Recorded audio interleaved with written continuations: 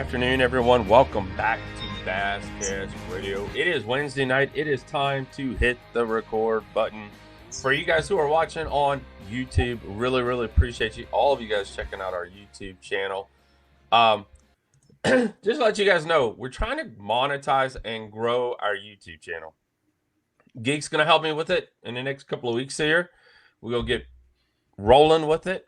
But please head on over so we can monetize and hit the button. Hit the subscribe button. Hit the bell notification so you know when the next video pops out.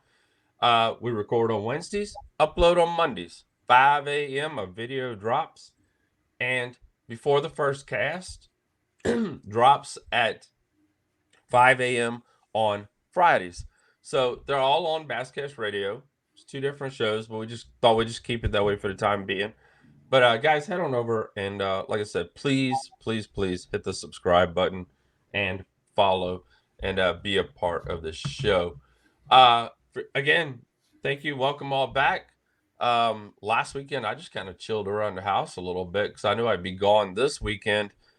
Like I said, we're going to be, the Basscast tournament will be over by now when it uploads, but we have the Basscast Tournament Series this weekend. We have the next one, the 23rd, which is our final regular season event. And then we have our championship in December. Guys, all on Smith Mountain Lake, Crazy Horse Marina. So appreciate you guys that have came out and have sponsored and supported the Basscast this year. And appreciate all of you done.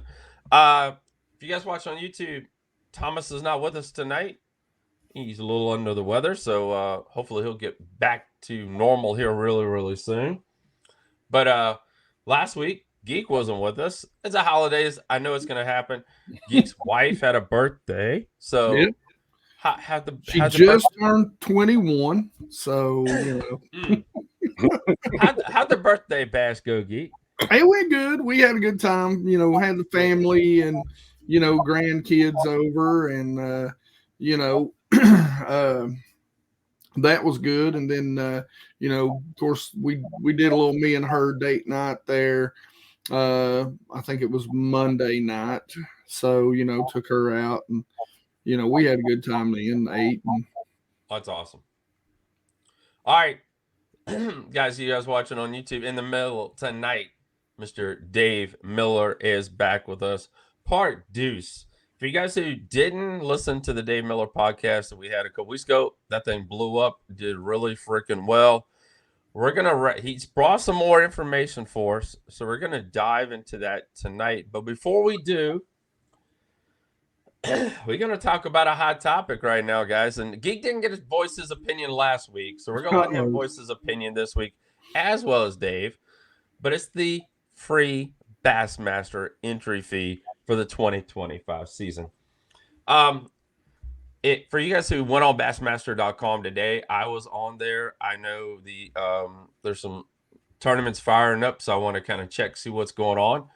But Greg Hackney was interviewed on Bassmaster.com about the entry fee deal. And I pulled out a couple different parts from the story that Bass put out. I'm just going to read the ones that, read a couple good ones. First, a positive impact on anglers, everyone. Greg Hackney sees this as a new beginning in his career, no longer having to spend a large amounts just to compete. Buddy Gross said he wouldn't have been able to return without the change. So that's Buddy Gross's opinion, and I know Hackney did really well, but Buddy Gross and Hackney both finished kind of midway in 2024. So increased payouts. Bass added $4.1 million in payouts, making it so anglers no longer fish for their own money. The payout restructuring, we've went over that. And investment opportunities. Without the entry fees, anglers have more funds to invest in equipment, savings, or retirement, which is crucial in a self-employed sport like bass fishing. That right there is kind of stretching it, if you ask me. Because, I mean, the whole thing about this is to win money. And you're really not, I mean, you're just going to break even at the end of the day with the way it's set up for 2025. What are they putting back? Yeah, I know everything I've seen. When I've seen it, I thought, hey, this is a good. Um, it's a good, but uh, everything I've kind of heard after that is that the payouts have gotten lower, Yes. and I'm not real sure like where they get the payouts have increased. The only places I understand that they've increased payouts for Angler of the Year, where they were only paying like what the top 5, Right. as opposed to now they're going to pay like the top 40. Uh, I think most anglers would probably prefer that they still just pay the top 5 and just put that money back into the Yeah. tournaments. And like I said, I don't know eliminating the entry fee versus the lower payouts, because now, like I said, they're only paying the top, what is it, top 40. They're not paying all the way to the 50. Right. Uh, you know, I mean, you would think it has to be a overall benefit, but I don't know. And then Mr. Miller here, this works very perfectly into what we're going to talk about tonight, because we were talking pre-show kind of about sponsorships. And so this is something, we know that part of what guys talk about is not just the when approaching sponsors, that's sort of one of the ways you can ask for larger sums of money, is because you're saying, hey, our expenses are XYZ. Right. And so that's why we need this for this particular, sponsorship. And hopefully, you get it. But, it's so, I mean, will that actually eventually translate into lower sponsorship dollars, because they're like, hey, well, one of the biggest reasons we've been paying you this XYZ amount is because your expenses have been XYZ.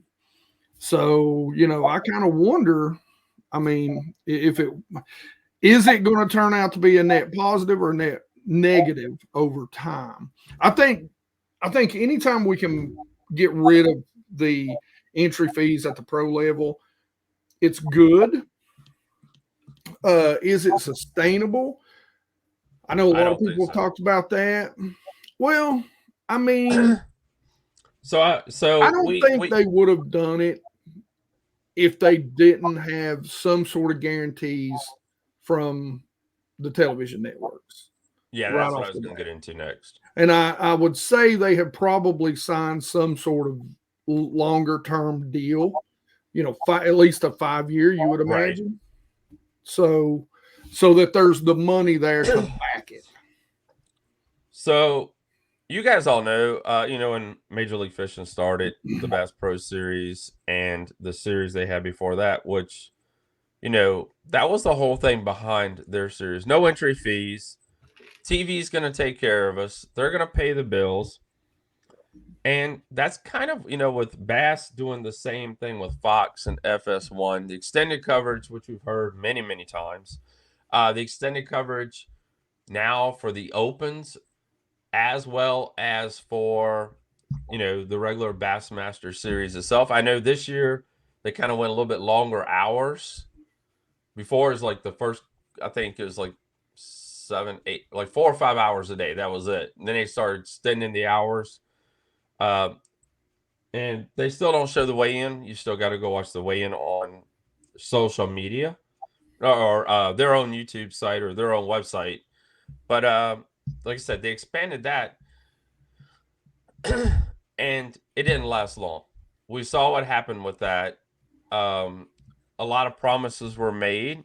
We don't know the promises that were made behind Bass, but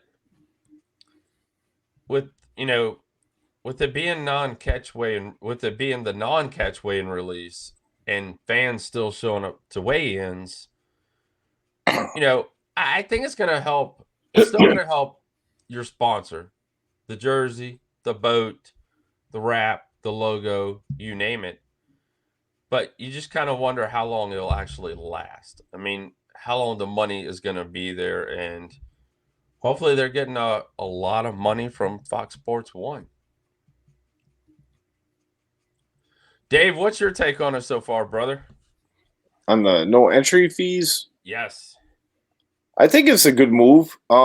If they can sustain it by grabbing enough sponsorship dollars from the networks plus the other independent companies not associated with the streaming or the networks, if they can grab enough sponsorship dollars to maintain it and sustain it, I think it's a great deal for the guys on the elites.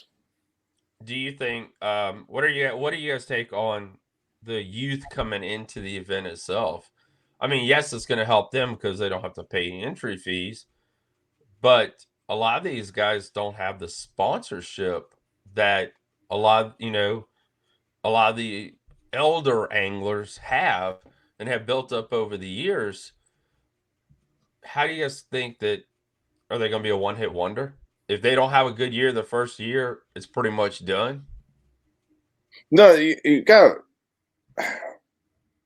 without going into too much detail and boring people, everything you do as an angler, you can make a line item list.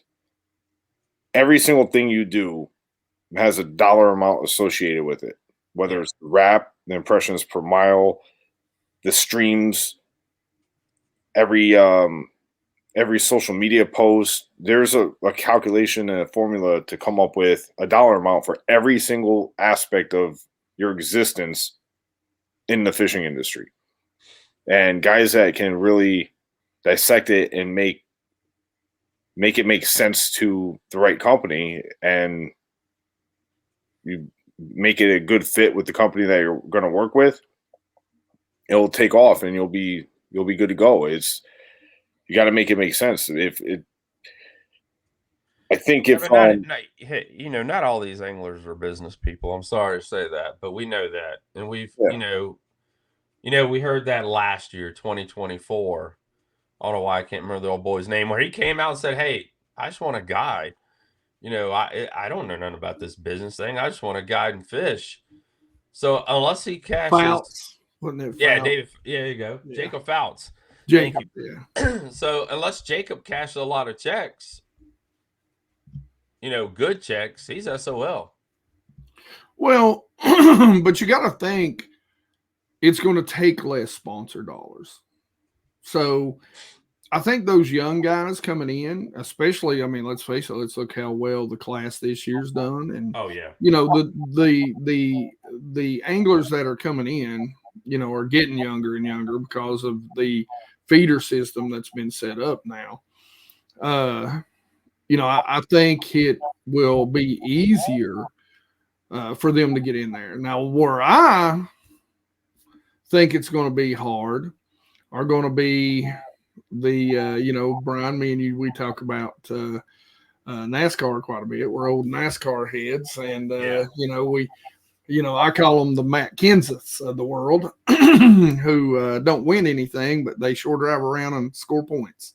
So, and I don't mean that, but look, let's face it. When you get comfortable, sometimes you're good enough and you're smart enough to keep catching fish, but are you competitive? And that's why you see a lot of guys who are just coming in, who are just, within the first 2 to 3 years, the guys that are going to be well or going to do well generally show up within their first 3 years of being there. And the reason why is because they're hungry. Yeah. They ain't got no money, so they're working harder than everybody else on there, and everybody else kind of put her down in that cruise control, threw their feet out the window, driving down the highway. Some of them older guys. Do You you know, guys think that we'll see a bigger turnover with this right here? No, No. I did. I no. want to say something too. When you mentioned MLF, how like when it started out, it was no entry fee with the BPT, and then they ended up going back to an entry fee system. I remember vaguely like other people talking about it. I'm not gonna name names or quote anybody, but it was something along the lines of like certain people in the organization promised a lot of non-endemic dollars to MLF, Right. and the non-endemic dollars kind of either dried up or went away. You don't see commercials for ads for Coors Light, with MLF. You don't see Corona or like bigger names, beverages or Red Bull or something. You don't see that. Whereas like Cornhole is getting that marketing segment now. So what happened? Why did it's almost as if like, oh, it didn't work out with the non-endemic thing. There's only so many people who can buy a Pro XS 250 and slap it on the back of their boat. You can only sell so many Mercuries. You can only sell so many Phoenix boats. You can't just bank it on just that. And then within the industry, there's so much competition. And then the lure aspect of even having lure manufacturers with the whole that goes back to the FFS thing where it's like nobody's buying 10XDs anymore. Like they're buying minnows. So if you want to get into business, you should be selling minnows. Like you can't bank on like these marketing dollars from stuff that's either irrelevant or you can't sell a lot of. So they need to like I think all these organizations need to start focusing on the non-endemic stuff more or developing partnerships with organizations like the Navy or something. Like I see the Navy does a lot of stuff like collaboration, partnerships, and credit unions associated with the different branches of the armed forces. Like they do a lot of partnerships and sponsorships, and maybe that's something. Not picking on MLF or Bass or anything. It's just maybe that's something they need to look at. They need to regroup and think about what would make a better partnership that everybody, the viewing it at home, the people that I hear, friends of mine, family, relatives, they'll watch Bassmaster or something. They don't know how to throw a Senko. Know who I'm talking to. Oh yeah. It's you got people out there that love watching it, but the products you're promoting caters to the people in the competition. You need to cater to everybody. I don't care if you're slinging makeup. Like if that's what it takes, that's what you got to partner with. But guys, Dave is trying to tell you go outside the fishing industry to deal with a wide variety of men and women. And this is, I tell people all the time, this is across all sponsorships. And a lot of people's sponsorships that, the big guys have are usually a family member that runs a business, a friend that runs a business. Mm-hmm. And they help them out because they know them. And I ain't gonna lie, guys, the basscast.com, the sponsorship I have are pretty much all people that know me, that I've dealt with in the past and said, hey, we want to sponsor you. And it's awesome. It's great. And that's how, we got a health provider this year sponsored the basscast.com. One lure maker, we've had insurance companies. We've had a bunch of different people from a bunch of different, walks of life that are business owners and have sponsored the basscast.com. We're going to wrap up this part right here. Just letting you guys know, if you haven't already heard, there's supposed to be a meeting coming up just between the anglers regarding this. I want to say it's next week. So we're really hoping that Slick Johnson drops some good stuff. Because he's going to hear it through the grapevine, and we might get him back on next week and talk to him about what all went down and what's going to happen and the future of no pay entry fees for the 2025 Bassmaster Elite season. Dave, man, again, appreciate you coming back on the show and Yeah, talking bro. with us again tonight. Had you back going a couple weeks ago, and we talked about the fishing. What all went into fish a derby that you fished, but you've done a lot more research and you're going to bring us a lot more numbers. So we're going to kind of turn this over to you and we're going to take a listen and then we're going to discuss it at the end. So the floor is all yours. All right, guys. So this year was expensive. Years prior expensive too. And even if you're just fishing local tournaments, local team trails, whatever, the prices add up, right? And whereas we were just talking about with the Elite Series, what is it, paid down the top 40? Yeah. You like there's certain trails where if you did enough of them and you're consistent, you're very consistent, you can kind of sustain yourself. If you're fishing events where that's impossible, like the BFLs, for example, even if you fished a whole trail in the BFLs and won every single one of them with the Phoenix money, you're still going to be in the red. You're not going to be in the black. You have to win the All-American to come out in the red. You have to win at least the regional. So that being said, I just have a quick breakdown of some expenses. Let's get into it. Entry fees for the BFLs, for the BFLs and the Toyota Series was about $7,000. All my promotional expenses, the wraps, my jerseys, other things, $6,300. Hotels, $6,200 for the promotional stuff, $6,300 for the hotels. Gas for both the truck and the boat. This ain't including tolls either. I live at a bad part of the country for tolls. Around $6,000. Boat supplies, parts, maintenance. If you're getting some sea foam or whatever, Startron, whatever you're putting in your boat, covers that stuff. And maintenance, another $2,000. Supplies for your truck, because now you're towing your boat all over the place. About another $1,000 of stuff that I had to get for the truck. Tournament. Now we're going to get into tournament supplies. This is like extra baits, overnighting stuff to the hotel. You're out of 20-pound fluorocarbon. I'm at $2,500 there. Emergency funds. This was like breakdowns, like replace a tire, and like any type of like emergency maintenance stuff. I'm at $2,000. Fishing licenses for all the states that I compete in, and this is including Ontario, $360. And then I have like a miscellaneous line. I put $1,650. Okay. Miscellaneous is just random stuff along the way. Bottled water, ice, stuff like that. So what was your grand total? I don't have a grand total.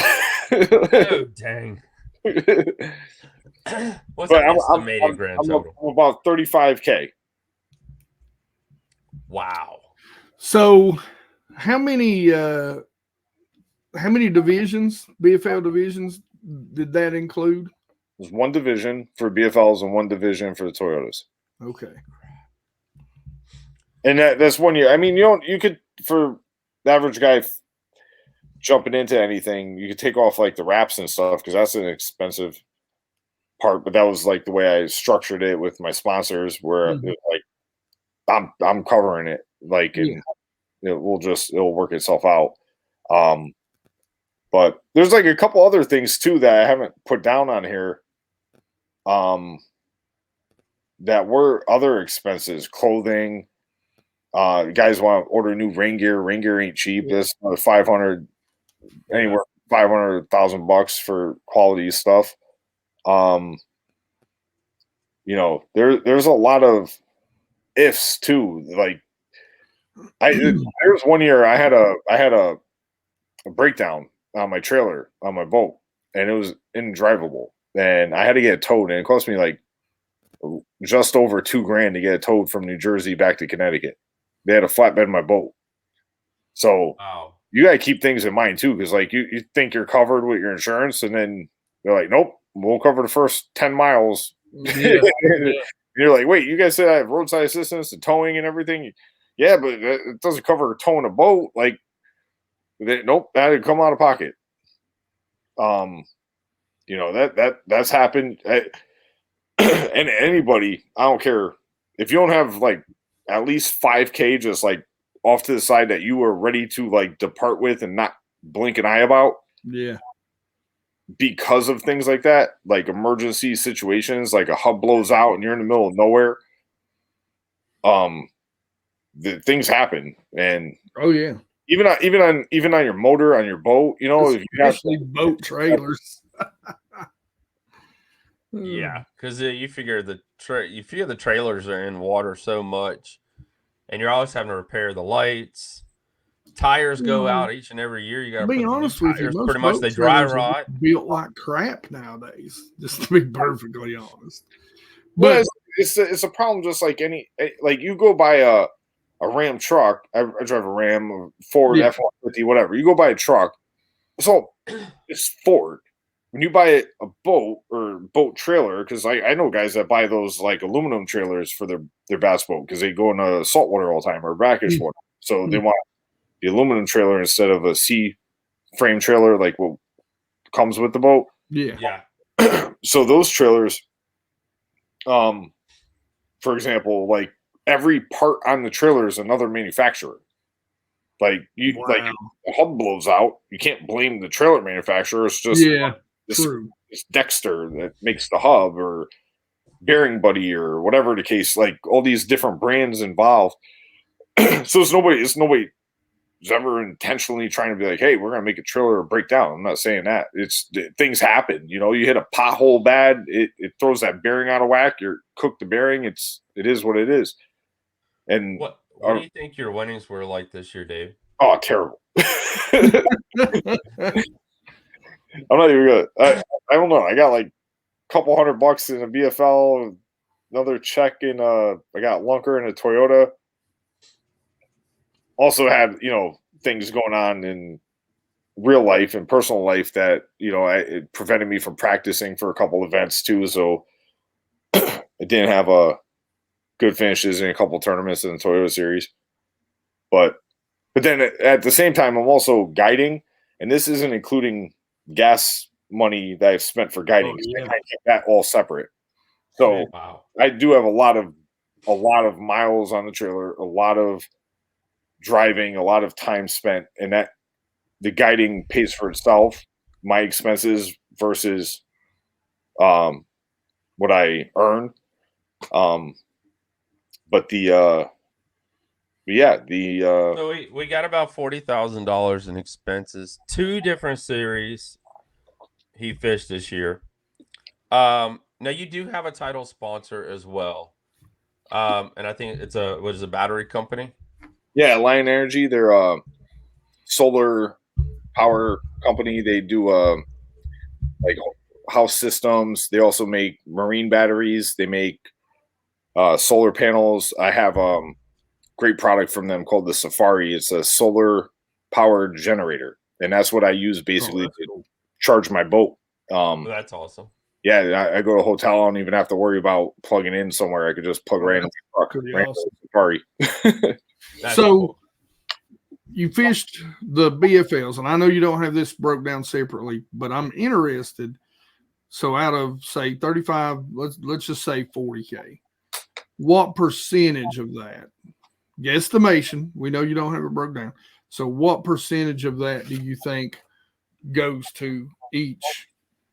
So 25% of it were cost for the BFLs, 75 to the Open or Toyotas, or maybe closer to, I'd probably say split it down the middle, kind of, because the only difference is really going to be the entry fees.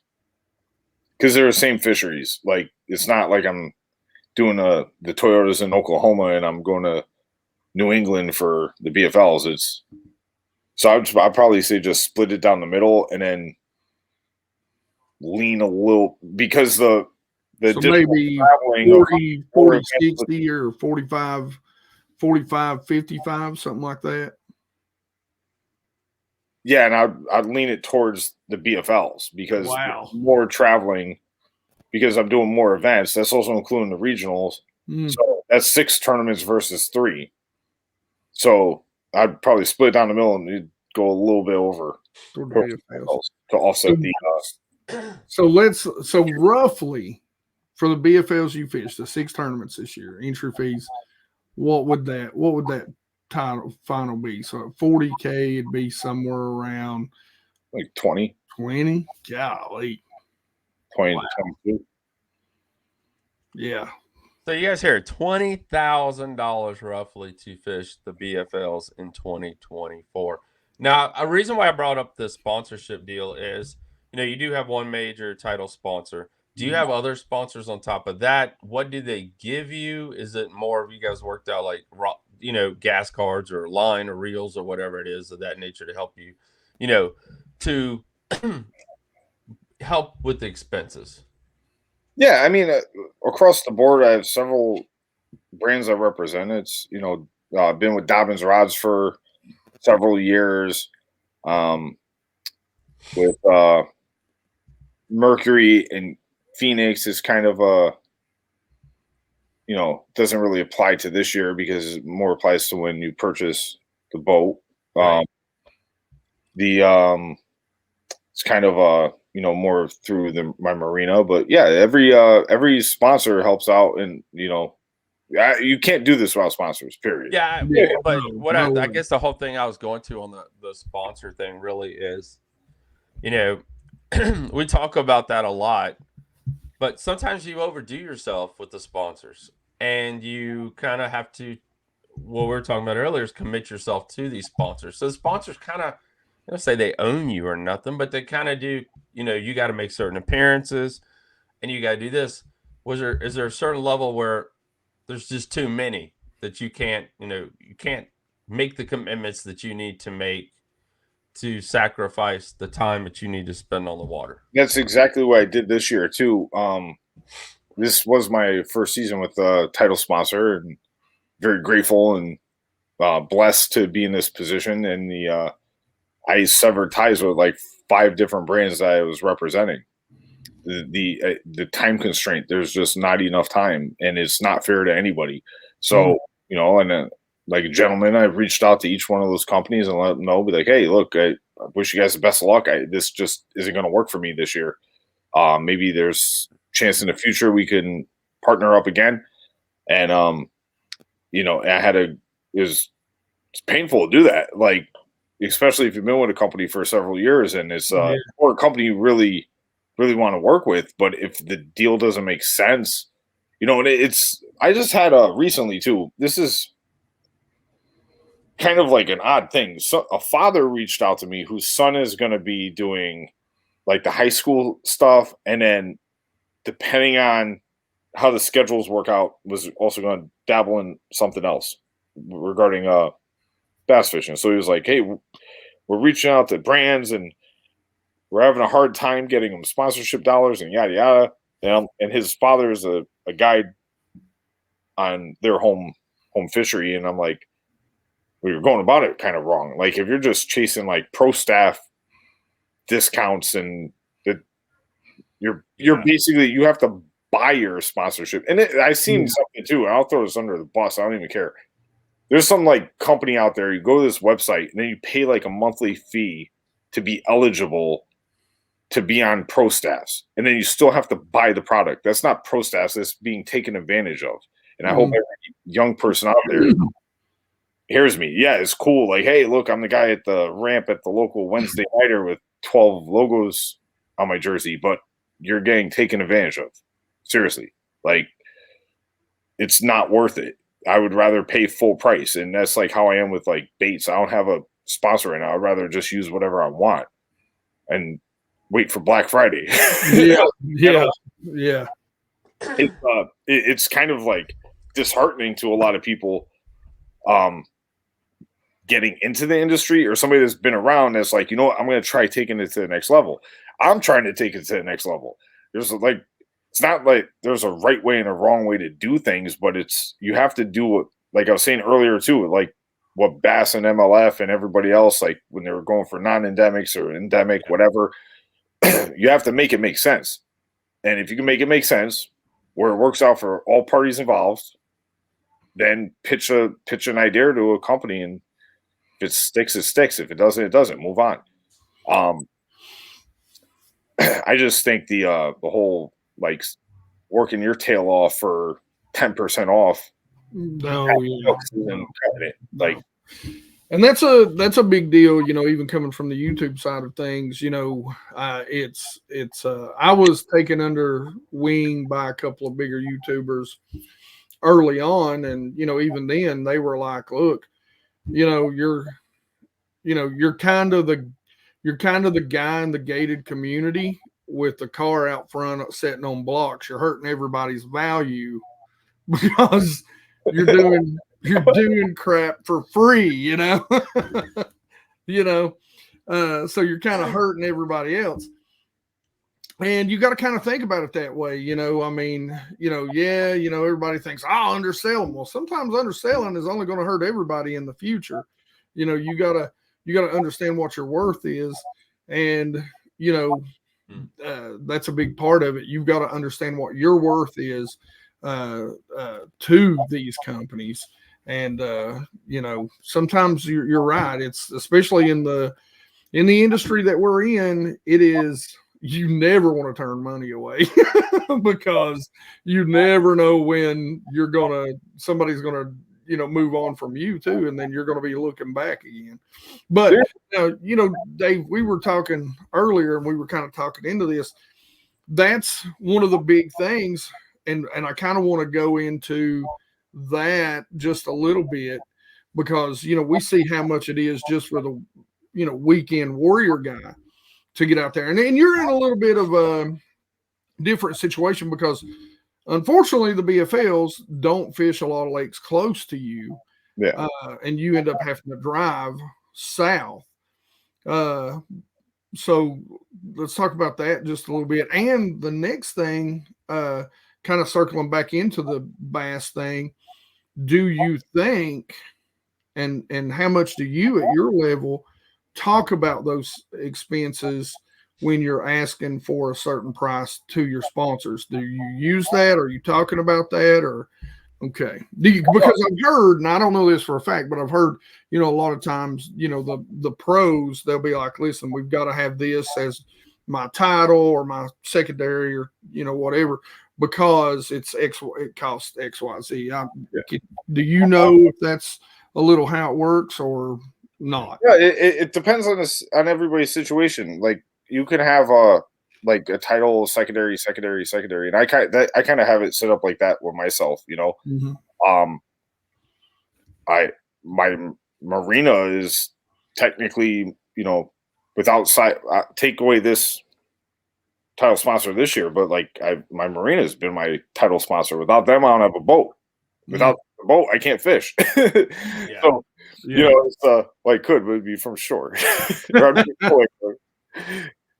Casting over people. No, it was kind of like just the marinas, and with the marina, it's Phoenix Mercury, and that's it. And that's what it was the past several years, and I'm sticking to it, and I never, I don't know. I don't know how to say it. I think it took me a while to figure out what to do to pursue sponsorship, but it has to make sense for everybody involved. I do a lot of charitable stuff too, and I awesome. put a lot of time into that, and doing a lot of stuff with the Skin Cancer Foundation, promoting skin health, because I had 2 friends, not last year, the year before, get diagnosed with skin cancer from fishing, and it's sucks. So this was kind of my way of like giving back to them without you know, whatever, because I was like, you know what, I'm a ginger, I get sunburn just looking outside. So I'm always bundled up as it is, so I figured preach the message, you know, and because I want to see people with, you know, I have one friend, his ears like all deformed now, another one, his nose is oh wow, he had a skin graft, skin from another part of his body to his nose. It's not pretty, so you don't want to see that happening to people. But yeah, anyhow, getting back to it. So like I have partnerships that are completely voluntary. You know, I'm just trying to help out. Yeah. So it's not always about money either. I'd rather spend time doing that than, you know, promoting something for 10% off coupon code. You know. Yeah, no doubt. Now tell us a little bit though about the situation in the BFLs. So I know the lakes that you fish, because the BFLs just don't come that far north. Let everybody know where you're at, and then kind of what you have to do to. Yeah, so I'm in Connecticut, and it's either this year it wasn't the Bay, but I had to go to the Potomac a couple times in Kerr, for the regional. So if I took 95 straight down, it's gonna be like $300 round trip just for tolls, especially with towing a boat through the GW. So I go a roundabout way, so I end up spending more gas, but I'd rather pay the gas company than to pay taxes. So that's kind of my justification. How long of a drive is that? How many miles is that? Roughly? 10 hours. Wow. Potomac to La Plata. That's stopping once or twice for use the bathroom and whatnot, you know. Yeah. Then the ones in New York aren't that bad, really. It's going up to Champlain because it's the same route. I get up to a certain point, I bang a left to go towards Oneida or Cayuga, or I just keep going straight for Champlain or Messina. How long are those drives? Are, you know, 5-6 hours. God.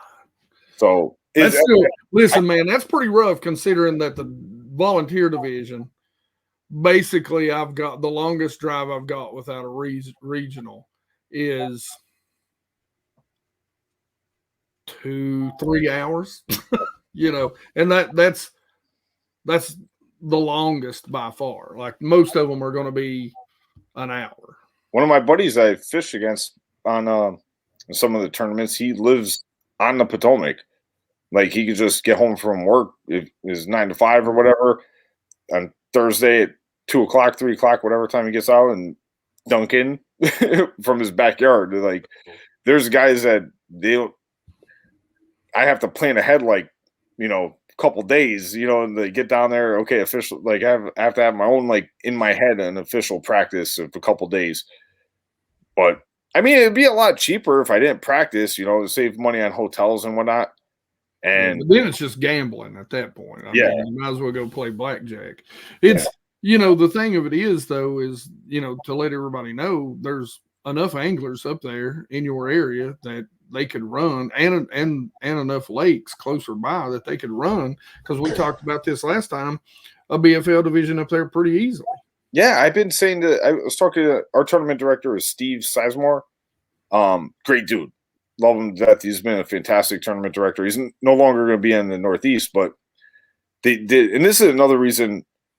I have another announcement coming at a later time. I'm going to not but this is another reason why I'm contemplating doing the BFLs next year. They changed the format, so it only pulls 3 guys from each division instead of 6, but then they're going to make it where it's 2 divisions per regional instead of 4. So now they never send us up. I've never seen 6-7 years of doing the BFLs. I've never seen a regional in the Northeast, like in New York. And there probably won't be one. So I'm like, well, where's the regional next year then? Oh, it's going to be on the James River. Where's it going to be after that? I don't know. Somewhere in Ohio for Piedmont. Wow. You'll probably get paired with Piedmont. So I'm like, So the Northeast is still screwed, like one way or another. Either just abandon the Northeast because you got Maine, New Hampshire, Vermont, Massachusetts, Rhode Island, Connecticut. You got all these potential anglers that could fish the division that don't want to drive to La Plata, Maryland from Augusta, Maine. Yeah. Like a 16-hour drive to fish a BFL. That's insanity. Like, I can understand if you're fishing like a national trail or something, is what it is. Ish Monroe lives in California. He has to go Okeechobee. He doesn't think twice. He just does it. Yeah. It's. But you'll say also though too, a lot of anglers live around here and they pretty much go to where they're, they say we got X amount of anglers in each area. And that's kind of how they do it. I mean, I don't know how many X is up that way anglers wise that would fish bass that don't fish for other fish up here, in the northern area. But you kind of wonder. You got the team trails. Sorry, I cut you off. No, you're good. You got all these team trails and random TBF and Bass Nation and all these other smaller tournaments, and guys would love to do the BFLs, but they don't want to do that 16-hour drive. There's tons of bass fishermen. I don't blame them. I wouldn't do it. I'll tell you right now, if I'm driving if I'm driving 5 hours, I ain't fishing BFLs. Well, I mean, this also goes to show how bad I really want to go to American. I'm like, I don't understand. That kind of blows my mind. So have they ever ran any BFLs up that way? I mean, the who was it? I don't think it was the elites. What were the elites called before? The invitationals? No. Something like that, yeah. So maybe it wasn't elite. I don't know. Roland Martin won on the Connecticut River here in Connecticut. Mm. So a major bass event. There's other events. But they've never even had a BFL division up that way. No. So they wouldn't even know if there's enough. If they made the Northeast Trail a Northeast Trail, yeah, I mean, you're talking like 8 states. Like, you could leave Maryland, keep the Bay. We could still run down, do a tournament in the Bay if the other 4 are New York and New Hampshire, Maine, Connecticut. There's plenty of fisheries to do it on. They're more than capable of having big tournaments. I mean, even the Hudson River. Everybody sleeps on that. That's a good fishery. And there's a lot of people that, are former Bass Nation guys and TBF guys that live close to the border, and that's all they fish is the Hudson River. And because it's not pressured either. It's because there's nobody holding big tournaments there. And there's big fish in there. So they're just not taking advantage of it and then eating up the same fisheries over and over again on top of it. And it just doesn't make sense. And financially, to do it this way from where I live, it's stupid. It really is. And I'm not calling the BFL stupid. I'm calling competing in them from this location is kind of stupid. And I have like a couple buddies from Massachusetts that have done the BFLs, and then they gave up. They're like, dude, it's too expensive. It just doesn't the dollars don't make sense. And then another kid who's from Massachusetts, I think this was his second year doing them. He did pretty good. I haven't really talked to him to get his perspective, but I probably should. And then I know a couple other guys from New Hampshire that are locals on Winnipesaukee. They'd be like having like Brian Schmidt on the Potomac. It's they're locals up there. They're the local hammers. Like, they want to fish the BFLs, but they're like, I'm not driving to North Carolina for a tournament. Like, you're crazy. Like, for a one-day event? No. And then there's no payout. Then there's and that's the thing too. Yeah, the $3,000 you might win. Yeah, you might. And yeah, fishing against locals that don't have to drive 6 hours of practice. Yeah. So I mean, come on. That's why I kind of like I don't know. You got to really want to do it. You have to want it, like, in your heart and soul. That's got to be what you want to do it, and then just do it. And then I love doing it. I love competing. I love going out there. I love traveling. It's great. I just, at some point, it's like that just doesn't make sense. And I think to make that change where they try to broaden it up so under the guise that it would bring more anglers in, thinking that everybody's going to fish local, it doesn't solve the Northeast problem. And it also alienates guys from the competition because it's also, I want to compete against the best guys. Because if I win, it means more. Oh yeah. So if you took the field of 200 guys and you just dropped it down to 100,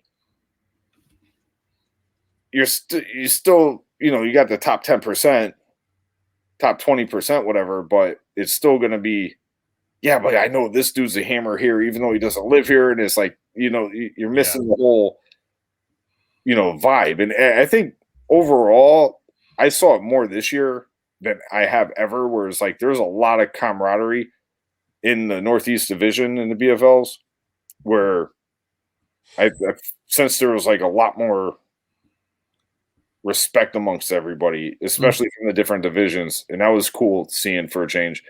Where people were shouting each other out and helping each other out in different fisheries and whatnot, and it's pretty cool to experience. So I know the camaraderie is there amongst the guys, and you just basically put them through divorce court for no reason. Seriously. I think that's a great place to wrap this up, guys. You heard it right there. Guys, you heard what Dave said. You heard him talk about the expenses. And then at the end, we talk about the will and really wanting it. And, the money spends, but the hard work stays forever.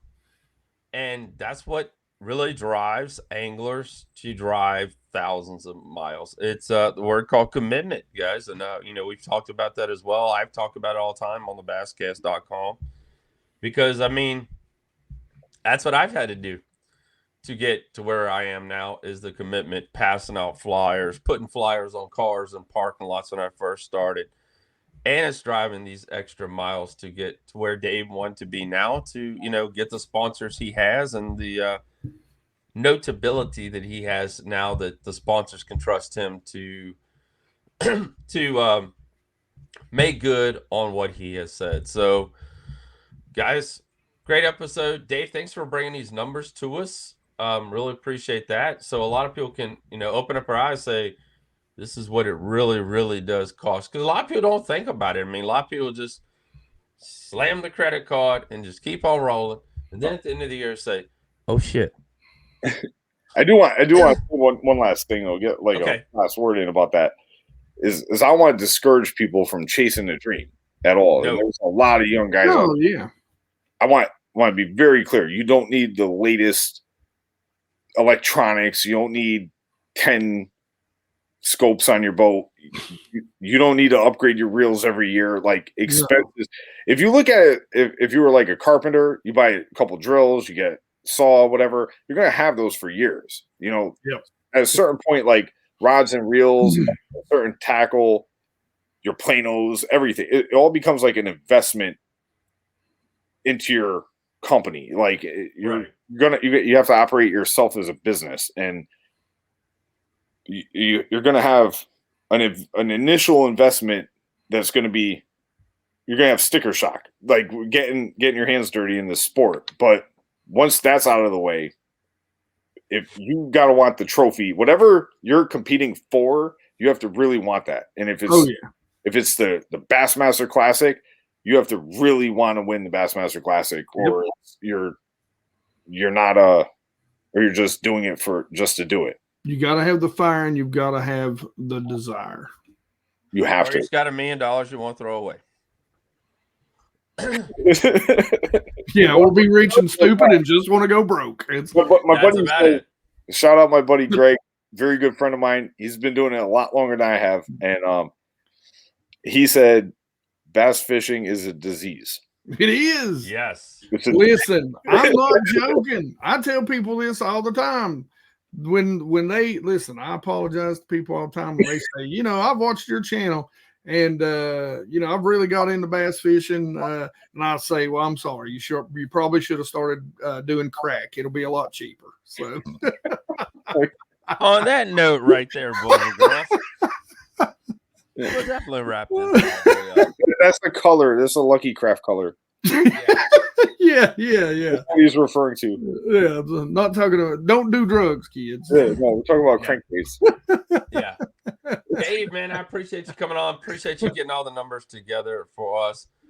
Geek, what we got coming from you in the next week, brother? Man, the big shout out, man. I am going to be anchoring on Fix TV. So Fix PHYX.TV, the same place you can go watch the MPFL. I'll be anchoring the first ever Ionic Invitational Tournament of Champions. And so it's a 2-day tournament on Lake Hartwell. Let me look at the dates. Hold on. It's not. He's gonna look at the dates.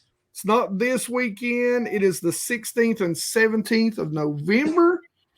And if you can't make it, watch it. Come support the Geek. And we're going to be talking some bass fishing. Of course, you're always going to get the color commentary from me, just like you get on here. So it's going to be interesting, man. We've got what I love about it. And this is really a cool tournament because they've got pros from the MLF BPT, from the Elite Series. So they've got Michael Neal, just to name a few. They've got Michael Neal. They've got, oh my God, I just went brain dead. Anyway, they've got some really big names from both. And then they've got some from the Taka Warehouse, from both the Toyotas and the Opens. And they've got 4 of the best female anglers in the world. And on top of that, they gave away 5 golden tickets to people that entered, to just regular guys who, who knows what kind of backgrounds. So you could have won. But they're going to be fishing to get some of the best in the world for $100,000, no entry fee, invitational only. So it is going to be really fun. Geek, was this one of the non-forward facing sonar events? No, this is okay. It's if you got it, bring it, because somebody's going to win $100K. No, right. Listen, do you think they'd invite me to a non-forward facing sonar event? No, probably not. No, I'd be like, this sucks. They're a bunch of pansies, whiny little girls. Oh my gosh. All right, guys. I appreciate everyone listening tonight. Season is slowly winding down. Note 2025 schedules. If you got them, bring them. We'll put them on the basscast.com. We'd love to have them there. Also, I'll probably put together a page here probably next week or maybe this weekend. Expo season. It's right around the corner. I always put a really cool page together for that, where you guys can find the expos and the dates, etc. So you go to one location, you know where to be. And me and Geek, I know, are going to be at a few expos together. I know Thomas is going to be running social media for the Richmond as well as the Carolina show. So that's going to be freaking cool. But guys, appreciate you coming on, listening. Don't forget to hit the YouTube like button, the bell, follow, whatever the heck it is. Thank you for being a part of the basscast.com. Have a great week, everyone, and we will see you next week.